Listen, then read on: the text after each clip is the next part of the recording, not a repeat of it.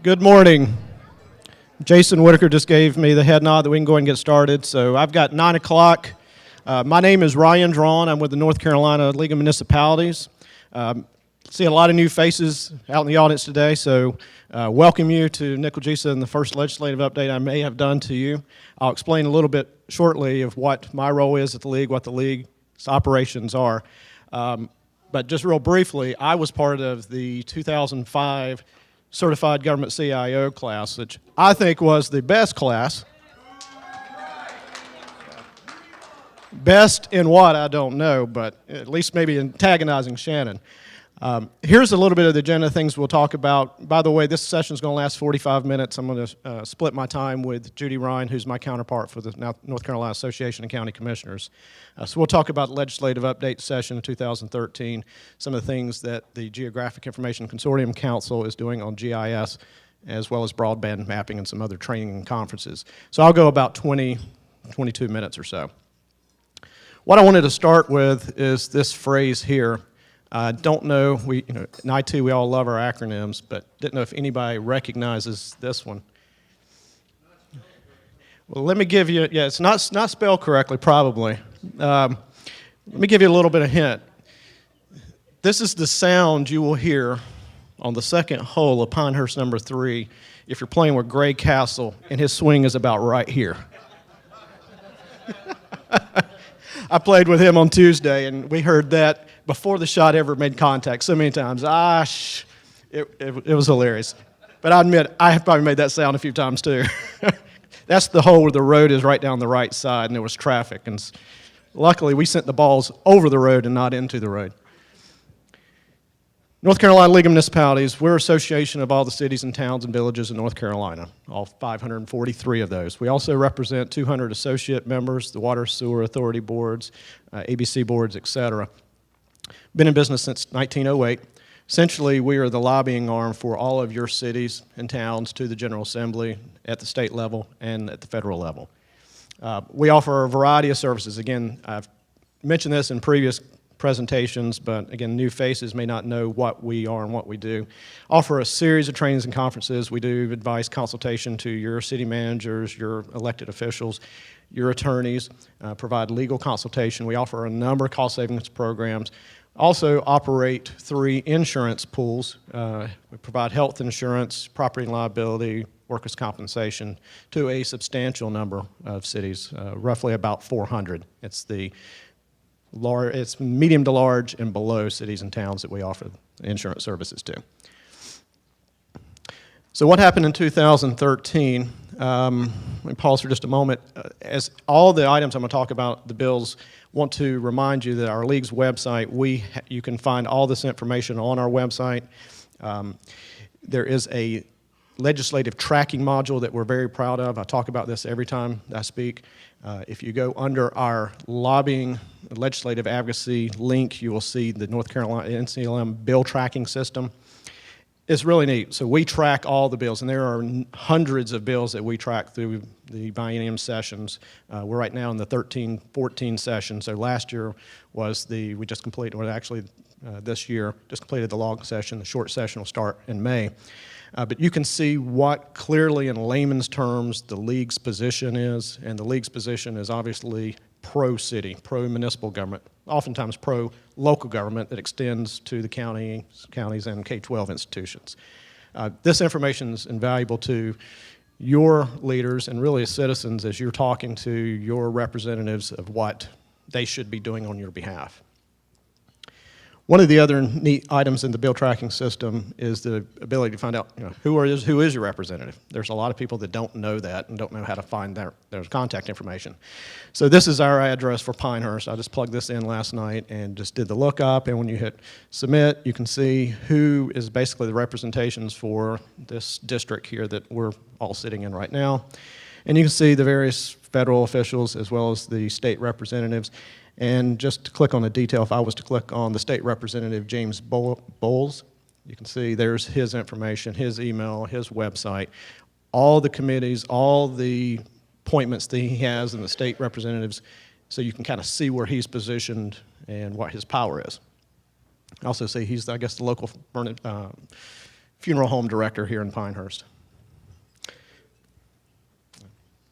I just want to highlight a few items. We talk about a lot of these legislative items. Sometimes it's bad news, but there's been some proud accomplishments this year. City of Cary, Town of Cary, Bill Stice, I know is here. I don't see him if he's still in the room. He was recognized as, from Triangle Business Journal, as one of the top CIOs in North Carolina, but the Town of Cary recently was named the safest town in America, and you can see how they developed that crime data based on municipalities between 100,000 and 500. But what I thought was very interesting is, we all know that no town is crime-free, but what they attribute a lot of their success to of reducing crime is just educating their citizens and being engaged with their citizens. So we're very proud of Cary being named safest town in America. Another one I thought was kind of interesting is this new luxury cruise designation, Morehead City.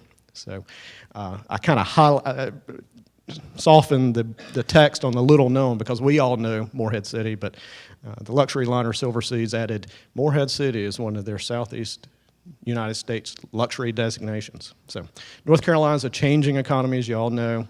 Tourism is, I think, one of the components to our future. This is just one example of that. So as we talk about the spotlight on the cities, certainly there's a negative spotlight from the General Assembly. I think for a number of years we've battled annexation efforts. Laws were changed, 50-year law that we thought was great for North Carolina, changed in 2011 that prohibited, almost eliminated your municipal authority to annex at will. So that was one of the big negatives that came out of the last session. But really the mood is kind of still in the General Assembly about removing that local control and that local authority. So that still remains. So most of the bills that we see are shifting that control, ownership of dollars, that locally controlled revenue to the state and out of the hands of locals. So at the bottom, why should you care? Obviously, it's that revenue that drives your budgets and your IT departments.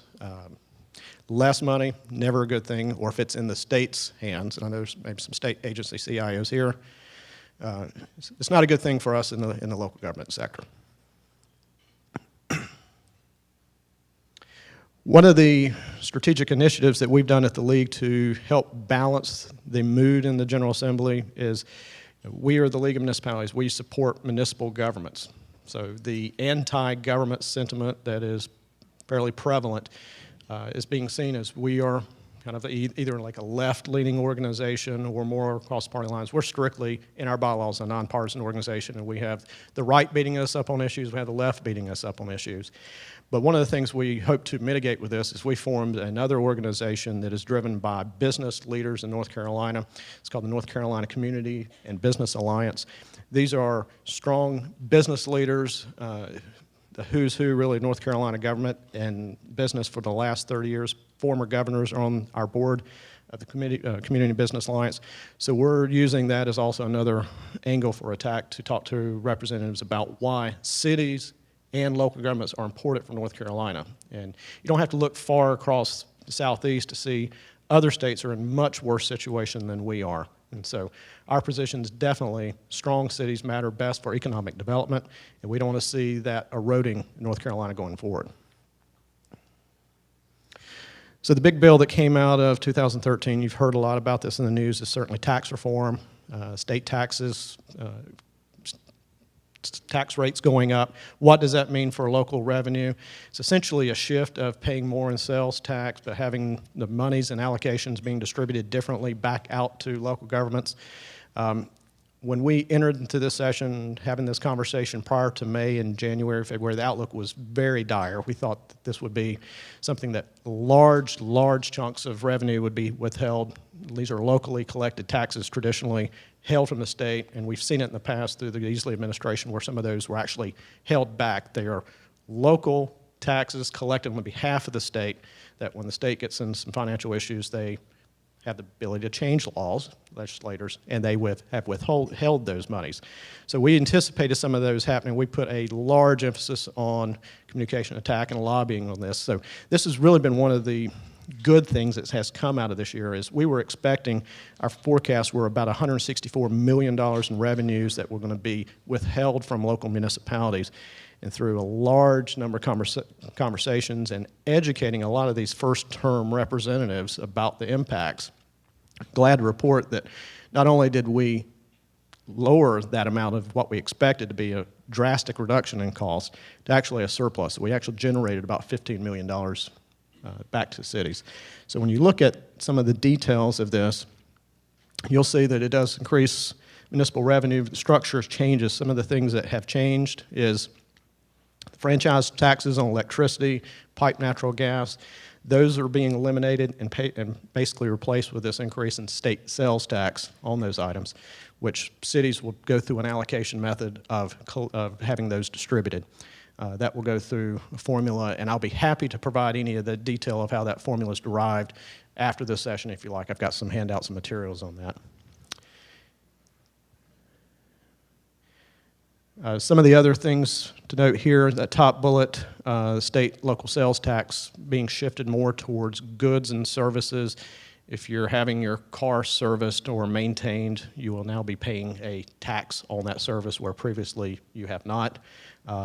In addition, if you're going to go see Thor in the movie theaters and you're paying higher ticket prices at the movie theater, that's subject to this law change as well. So movie theater prices are now subject to local and state sales tax and live entertainment, museums, et cetera. So these are things, again, poor for us as consumers paying more tax, but as it relates to our local revenues, you can put your hat on as sitting in seat as IT director, city manager about needing more revenue services to provide to your towns. That's one of those avenues where that's been supplied.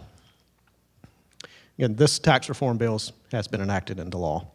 Electronic notices is one of the holdovers from May when we talked about that. This is not so good news. We support the ability for your government to supply meeting notices when you're having commissioner meetings or council meetings. Put that information on your website in lieu of publishing that in your local paper. Obviously, it costs more to advertise in local paper through those classified ads. It just makes sense in today's world that we're looking at that information on the website. This has been one that we have fought for a number of years, still losing that. Large push from the Press Association about preserving printed papers. So they have the attention of the General Assembly still. So this has been defeated on a lot of local bills. There is still one that is active. This is a holdover from the long session. It's still active or still eligible in the short session. This is Senate Bill 287. It is limited, however. It's only Guilford and Mecklenburg counties and the cities, municipalities that sit within those that would have the ability to shift those publications and notices onto the website. There are a few number of local ordinances that still exist. I know Town of Cary is one of those where they have a local ordinance provided prior to this. Again, just wanted to point out these are advocacy goals for our organization that we continue to push. So you'll see more of this even if this SB 287 doesn't go anywhere. We're still going to continue to push for what we think is good business for municipalities. Again, this was approved by the Senate in short session. So this, you can see the note there. It's eligible, only needs one vote of approval from the House side to become law. We'll wait and see if that happens starting in May of 2014. Cell Tower Deployment Act, many of you that are, you may have heard about this. Cell towers, more and more prevalent. The industry is trying to get more and more bandwidth out to us, and us in the IT industry really appreciate that. A large number of citizens obviously are looking at the statics, and your business leaders are looking at where can you strategically place these cell towers where it doesn't influence the beauty of your town. So there's a tough balance on what is best for the business case of delivering bandwidth versus what is best for a quality life in your community. So this is one of those items that is, the bill is designed to take the local authority and decision-making process out of the local's control. So it's shifting it more to the business side of towers can go anywhere. A lot of the co-locations and components that you can put on the towers don't have to go through local authority. This is a change from allowing your elected commissions to have say-so on the components and the details of those cell phone towers. The league has developed a memo with all the details of what was the specifics of this case prior to the the law and what is afterwards. And I've got that as a handout too. So if you have an interest in that, please see me after session. I can give you a handout. Local bidder preference. This was a holdover also from the session earlier this year. It allows municipalities to award contracts to bidders that come within 5% or $10,000 low bid, allowing a little bit more flexibility to award bids to local bidders. However, that's a dead bill. It got voted down. So if you're following that, that one's dead. Public meeting record law violators. This is another one that we had a lot of concerns about, especially on your elected official side. This will essentially make it a class 3 misdemeanor if your public meeting laws were violated. Basically, you could serve time in jail if procedures weren't followed correctly. So, depending on what you think about your elected officials, maybe that would have been a positive thing. But we know those enough. It's very hard to kind of follow those guidelines specifically. So after a lot of concern about that, luckily that issue is dead as well. Government Transparency Act basically would have extended more of the open meetings laws to allow things like your in addition to salaries, your performance appraisals, things that are in your personnel file to be public records. And we certainly are opposed to that and talked more about the implications to our legislators, certainly more education. It kind of, this is how a lot of these bills start is these local governments are bad. What do you mean they've got closed documents? We need to open up everything. And really until you start having these conversations with legislators to say, well, the impact of Sally's performance appraisal is now online, and Jane, who works down the hall, can do a public records request of what Sally's performance is, and just the bad morale that could cause out of just the chaos that would be ensued. So again, luckily report that issue is dead too. So on the GIS side, the Geographic Information Consortium Council, if you may not be directly involved with GIS, but you may support a GIS department. Many of you may remember that prior to 2011, the local governments, it was your responsibility to pay for and fund through components of the 911 funding to do flyover for ortho imagery. And through an initiative with Durham County, they initiated a statewide flyover in 2011 for imagery. It was a great initiative that Durham did. 911 board authorized this, so a statewide flyover of orthographic maps were supplied. Plus, and this is a good example of government done right, sustainable plan put forward of how that would be going on into the future. So in 2012, portions of the state was flown. So every 4 years, the state has a flyover for good orthographic maps. This is the acquisition cycle, and you can see the status and progress of that. The CGIA director says this is a great example of clean up, gear up, and wrap up. Over in the coastal communities, that is wrapping up all that data that is flown by planes, and this large amounts of volumes have been delivered to your PSAPs, and you can see the areas in green, the eastern Piedmont, that's ongoing right now and scheduled to be delivered with the northeastern Piedmont, northwestern Piedmont starting up next year. I'm going to go through several of these slides fairly quickly. I've got just a few more minutes before I turn it over to Judy. Let's skip over this. Just more detail about what the status is in those particular jurisdictions. If you have any questions about what the impacts might be, it's a large amount of data. Those are being hand-delivered via USB drives, physical delivery. In some cases, I think, I keep looking at Joe Seawash, he's right there, so you just head nod or shake my head if I'm getting off track, but I believe those are hand-delivered USB drives to your local PSAP, so you don't have to worry about the bandwidth, but you do have to worry about the actual storage. Large geographic county like Randolph County, my home county, I currently live in Lee County, that's a large amount of data for those big flyovers, so it could be in the high gigabyte range for the amount of data. But those have been delivered. Some of the changes from the statewide flyover, Fort Bragg was a big hole in the state because of the sensitivity of being the Army base there. They have been working with the state to allow the flyovers to occur, and then they redact that out. So you get a little bit closer imagery to the base's boundaries. And this is just some of the, as going through the quality control. I received this slide deck actually on Wednesday, so part of the reason I wasn't here at the conference was I was back at the GICC council meeting, so this was the update that was supplied on Wednesday. This information is very fresh. I skipped over that, but that slide wasn't that important. It was just more of the distribution meetings that are occurring. This is what's happening in the northern Piedmont Mountains. There is a quality QBS system that your GIS departments are supplying. So this is another positive thing where this data is being flown.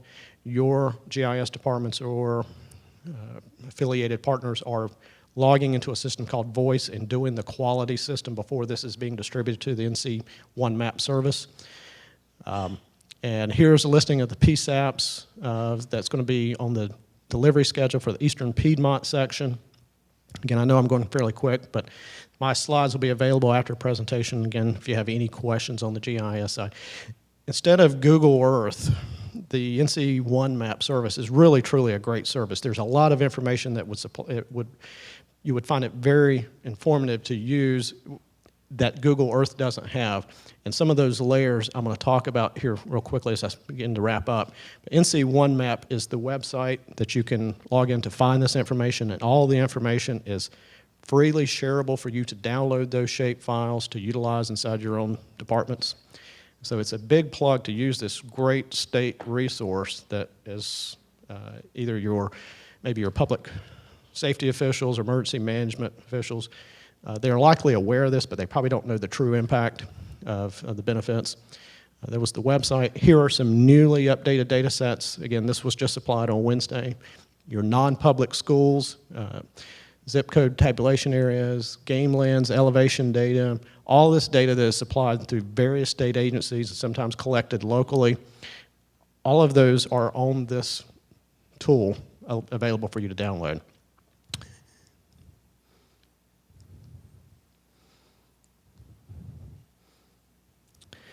Just a quick example of some of the quality of getting the elevation web services, some of the slope data.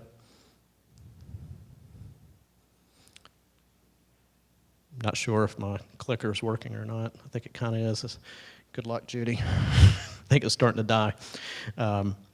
Contours and hill shades, more elevation data services and potential uses of how you might utilize this GIS service.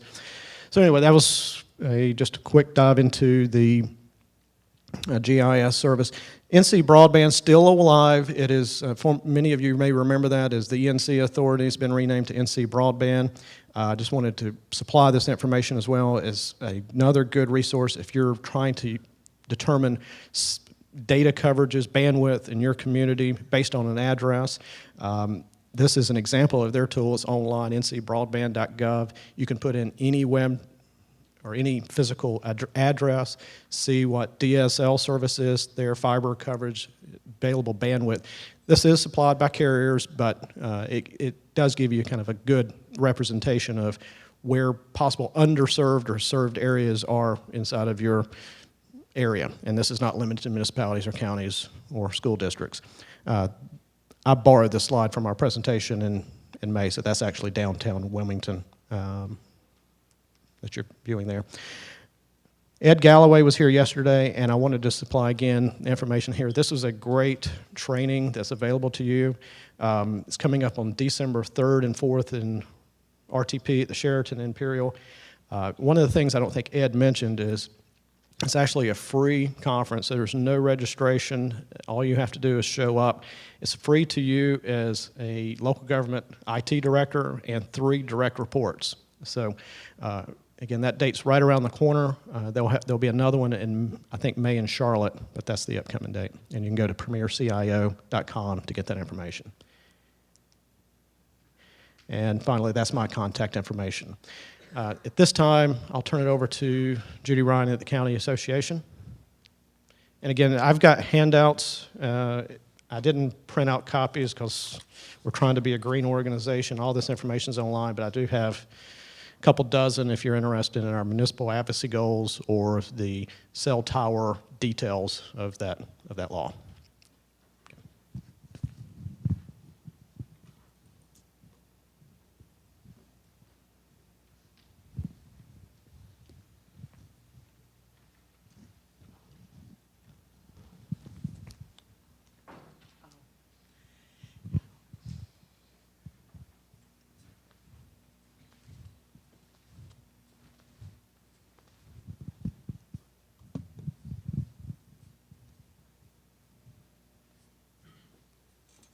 Good morning. I'm not sure I'm coordinated enough to hold a microphone and change slides. I'm Judy Rhyne with the North Carolina Association of County Commissioners. How many new attendees, first-time attendees, do we have? A few. How many of you, those of you who are first-time attendees, how many are representing counties in North Carolina? Welcome. I will briefly give you, I really don't want to spend much time giving a background of the association, but know that Ryan told you what the league does. Essentially, we do the same thing except for counties. We were chartered by the state legislature in 1908, as was the league, to advocate the state legislature on behalf of county government. So primarily, our primary function is to lobby the state legislature on behalf of counties in North Carolina.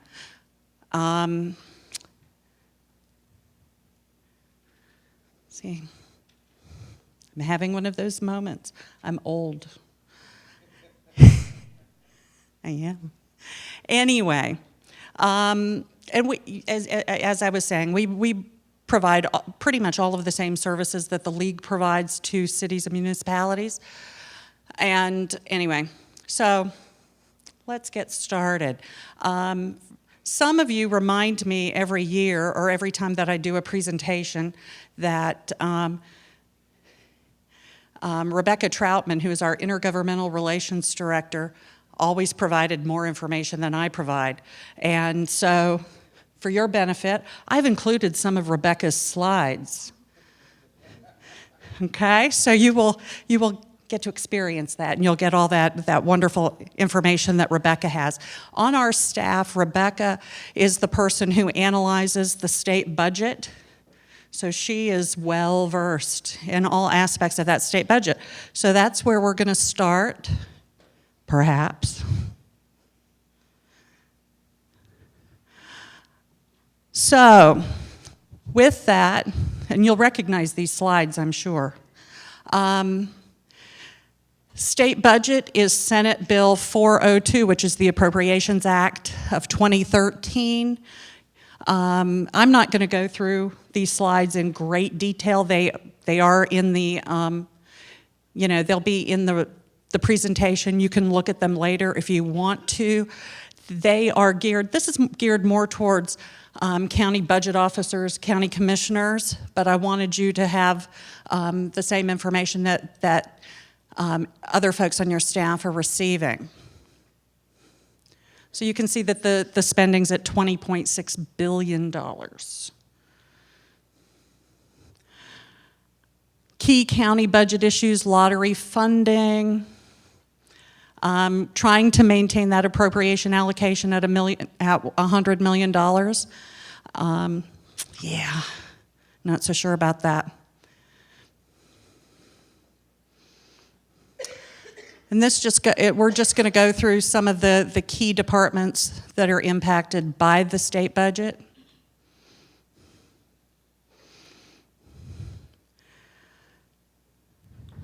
These do not necessarily have an impact on IT, but sometimes it's good information to have.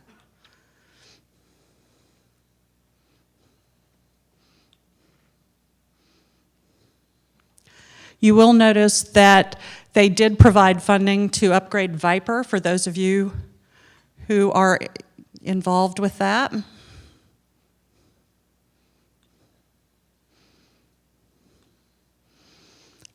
Finally, information technology. If you read the Appropriations Act, the section on information technology is huge.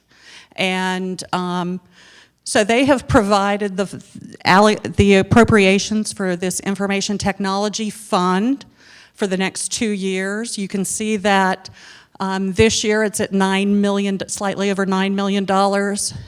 For next year, $10 million for the technology fund. The IT reserve fund for this year's $28 million. And next year, slightly over $31 million. I'm going to focus a little bit on the technology piece of it and ITS, because I don't believe we have anybody from state ITS in here, do we? I didn't think so. So, and I don't believe we have any of the existing cabinet CIOs. I know we've got Council of State CIOs, because I know Hunter's here. Jane was here, but she left. So we don't have a huge representation from state government today. So I wanted to focus on what's going on inside IT at the state level. Not that I'm an expert, but I'll give you what I do know. That Appropriations Act talks a lot about restructuring operations in IT at the state level across all of those agencies. If you read it, it really looks like they're really trying to consolidate all of the silos under state ITS. So currently, or historically, there have been, each agency has its own CIO. And they are, throughout that bill, more and more and more control is moving to the state CIO, which is Chris Estes. Also in the Appropriations Act under technology, public school procurement, the state CIO and DPI will be working to implement public school cooperative purchasing agreements. The big thing, pages and pages on the Government Data Analytics Center, which is called GDAC. Wow. Reading that will put you to sleep, let me just tell you. But what they're doing, as you can see there, is it is a data integration, data sharing initiative intended to leverage statewide data for enterprise level state business intelligence. So everything is going to be feeding into the GDAC. For those of you who are familiar with CJ Leads, all of that will be feeding in there. The appropriation, as you can see, is $3 million for this year, almost $4.5 million for next year allocated to that particular product or project. And as I said, it's a massive undertaking. Also, New Technology Innovation Center that I believe last Thursday, Chris Estes gave a tour to the Joint Legislative Oversight Committee on Information Technology. It is a center that they've put together that will allow them to do some testing, some beta testing, piloting of potential technologies. Another item in the Appropriations Act, electronic forms digital signature, project transfers from the Office of the State Controller to the state CIO. And there is now an option in there where cities and counties may enter into an interagency agreement with the Department of Revenue and GDAC to manage collection of any outstanding unpaid parking fines. Just thought might like to be aware of that. IT governance overall, House Bill 700 pretty much just states that the state CIO has to review and approve all state agency IT projects. Okay? In the past, I think agencies were given a little more leeway as to oversight. And you'll see this trend as we go through the slides. State CIO, more and more and more control and power over what's going to happen at the state level. So House Bill 700 also establishes the Technology Fund, which supports the operation and administration of the Office of the CIO. Last Thursday, Executive Order number 30 came out, which states that the purpose was to fix and modernize IT governance in cabinet agencies by collaborating as one IT. So as you can see from the slide, that executive order coming from the governor's office stated that by today, each one of the cabinet secretaries was to appoint a cabinet CIO to this executive leadership team that's going to be headed by the state CIO. And this does not impact the Council of State agencies, which, is there somebody who can tell me the difference between Council of State and a cabinet agency? Okay. Council of State is elected by popular vote. So like the Secretary of Agriculture, the State Auditor, Department of Insurance, Secretary of Insurance, Attorney General, all of those are Council of State. Cabinet secretaries are appointed by the governor.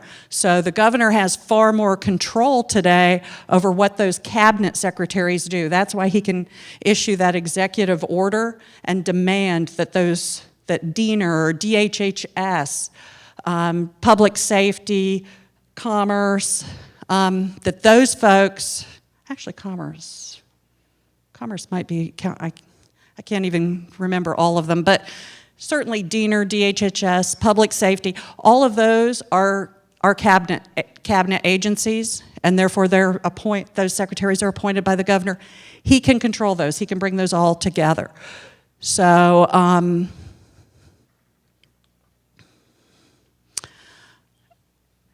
before I go, well, I'll come back to it.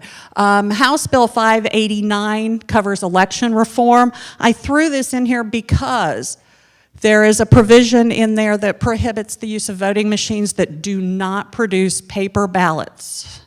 So they want, by 2018, all counties will have to use voting machines. If you're using voting machines, you will have to use voting machines that also produce the paper ballots as a backup. Joint Legislative Oversight Committee on Information Technology. If you're not familiar with this committee, it is what the state CIO has to report to. In that Appropriations Act, it lays out a massive amount of work that he has to do, and he has to report to this committee of legislators on a regular basis. Last Thursday, Chris Estes provided a pretty interesting update to that committee. If you, and I'm not going to click on that website right now. I put the external link in there. I'm not sure how well it's going to work, but if I have time, we'll get to it a little later. But I sat in on that meeting last Thursday, and it was quite interesting. All of you have the capability to listen in to those presentations. You have full access to those presentations. If you are at all interested in what state ITS is doing, I would suggest that you do that. Okay, all you have to do is go to the legislative website there. You can look at, you click on the committees, you choose that committee. You can sign up on that website to have email alerts to when that committee is meeting. It will email you, and then you can, from there, listen in to the presentations. Amazing data and information is being presented to those legislators. So I would strongly encourage you, if you are at all interested in what's happening at the state level, to do that. Also, and I just lost my train of thought.